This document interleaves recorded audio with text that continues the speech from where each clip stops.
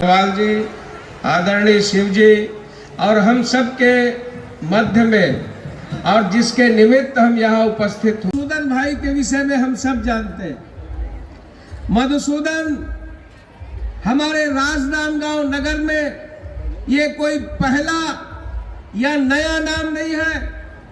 ये सांसद भी रहे, महापौर भी रहे, अध्यक्ष रहे। ऐसे भाई मधुसूदन यादव के लिए हम सभी यहाँ उपस्थित हैं।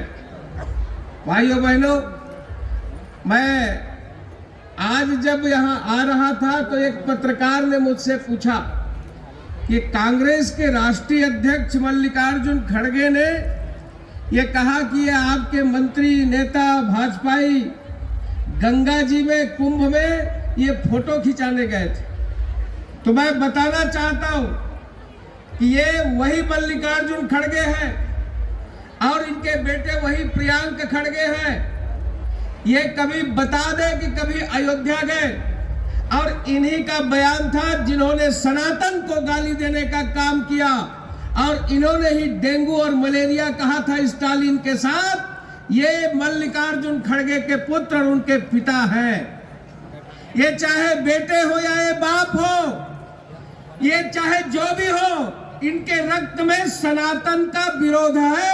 आज मैं ये आपको बताना चाहता हूं।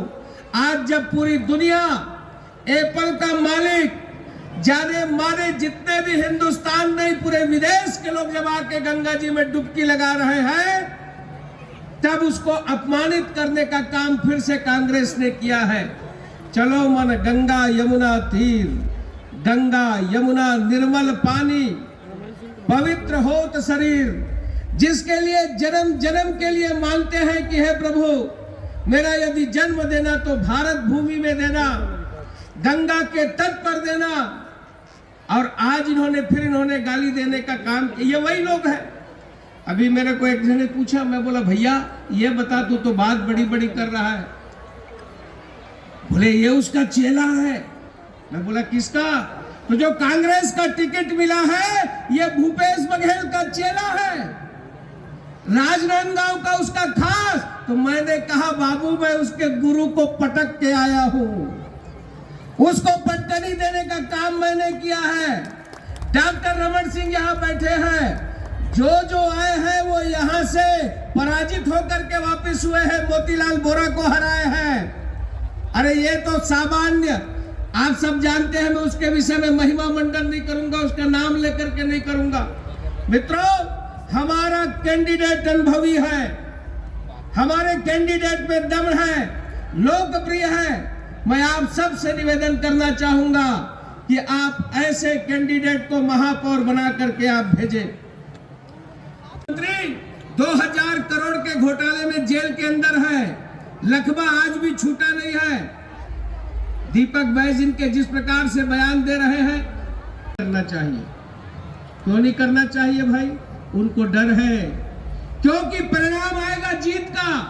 और जब माहौल बनेगा त्रिपंचायती राज त्रिस्तरीय चुनाव में जीत का आने वाला है, इसमें कोई संदेह नहीं। मैं आप सब के बीच में पुनः अपील करते हुए डॉक्टर साहब के साथ हम लोग किया अधोसंरचना 24 करोड़ का, अनेक बीटी सड़कें और 17 करोड़ का केवल ये पारी नाला से राम दरबार के पास जो बन रहा है सड़क, जो साइड अप्रोच रोड, वो 17 करोड़ का है।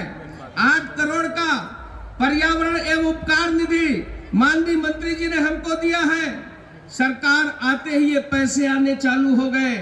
5 साल तक ब्रेक था, काम अवरुद्ध था, विकास में एक झौहा मिट्टी मुर्मी तक नहीं डाल सके, अब काम चालू हो चुका है। भूपेश के राज में राजनांदगांव से अनेक कार्यालय दुरुक गए। मैं आपको बता दूं, लोकसभा के चुनाव के बाद आपने मुझे सांसद बनाया। पहला काम यदि कोई हुआ तो जो दुर्ग में कार्यालय था डाक का संभाग, अब वो डाक का संभाग राजनांदगांव में होगा और ये 20 दिन के अंदर उसका उद्घाटन होने वाला है। यह है आप सबकी उपलब्धि। जो अवधि का चिल्फी का आदमी जाता था दुर्ग, उनको अब वहां दुर्ग जाने की जरूरत नहीं है। डाक संभाग आपके राजनांदगांव में खुलेगा। भाइयों बहनों, एक नहीं अनेक काम, 16 करोड़ का तो ये ब्रिज मैंने बताया, आपका अंडर ब्रिज है। गौरी नगर में जैसे ही बैरियर गिरता लाइन लग जाती थी आधा आधा किलोमीटर तक। शानदार अंडर ब्रिज बनकर के तैयार हो रहा है। स्टेशन पारा में अंडर ब्रिज बनकर के तैयार हो रहा है।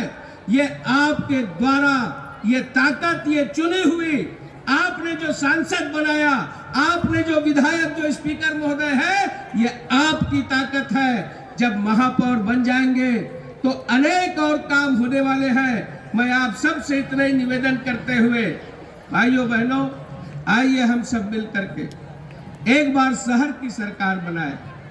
लोकसभा, विधानसभा का अपना एक स्तर होता है, किंतु आम जनता का कोई काम करता है कि ये मेरे दाएं बाएं जो मंच पे बैठे 51 पार्षद हैं, यही काम करने वाले हैं।